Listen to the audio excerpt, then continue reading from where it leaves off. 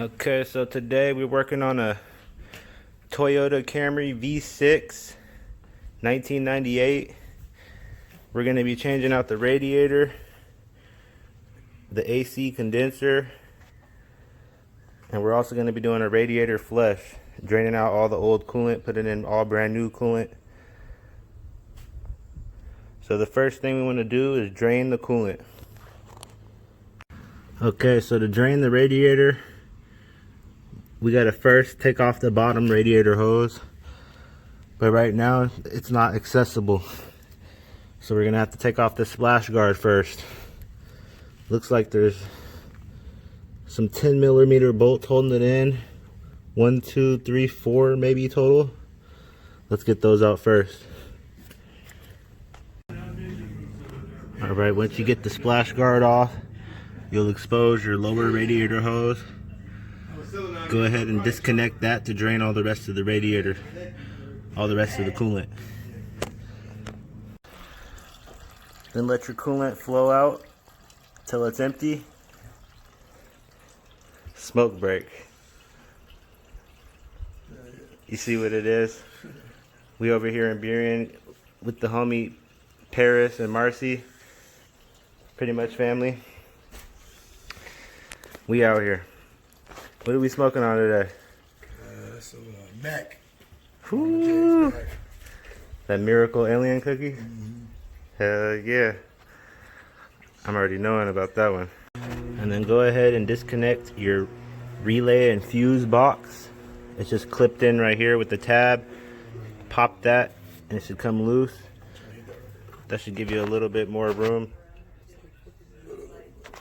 Then you disconnect this clip right here. And then you also disconnect this lower clip. Those are the power to your fans. Actually, this clip over here is the power to this fan. This is the power to this fan. This lower one, I think, is for...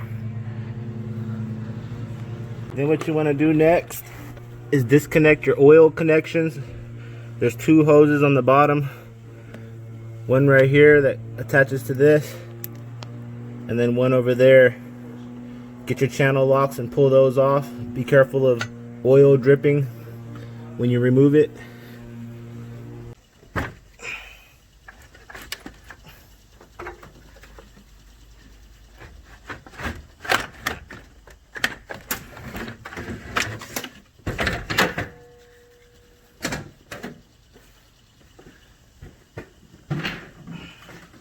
It just doesn't match up, so I'm gonna have to take this AC condenser back and get a different one. The junkyard gave me the wrong part.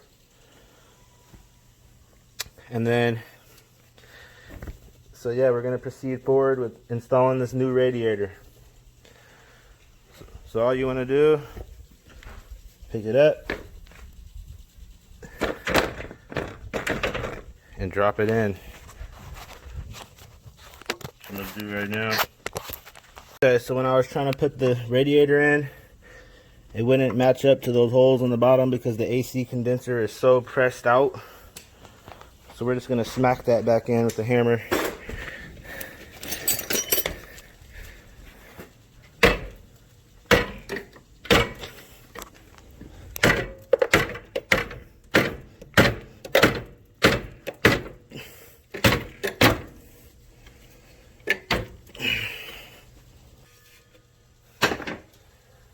Okay, that's the best it's getting. Hot damn. What? So I got the... Alright, with the new radiator installed, it sits way better. As you guys can see, it sits flush, it doesn't pop out at all. I smacked the AC condenser with the hammer, so we're good. Now all you gotta do is reconnect your oil coolant lines. One right there. One right there. Bow. With those connected, just go ahead and get your channel locks and slide the hose clamps into place. Get your radiator, your lower radiator hose connected. What about your bike? Your upper radiator hose connected. All right, once you get your hoses down on the bottom back connected, go ahead and put your radiator clamps back in, tighten them down. Those are 12mm bolts. This is how it looks now after the AC condenser got flattened. So now it's not sticking right into the exhaust. It's looking nice and flush now. Now we're about to fill the system up with water and get all the old green coolant out. Run water through the system for about 10 minutes. Let it get hot to operating temperature. See if we got any leaks. And then we're going to drain that. Hopefully there's no leaks. And then after we drain that, we'll put the new coolant in. And we should be good to go.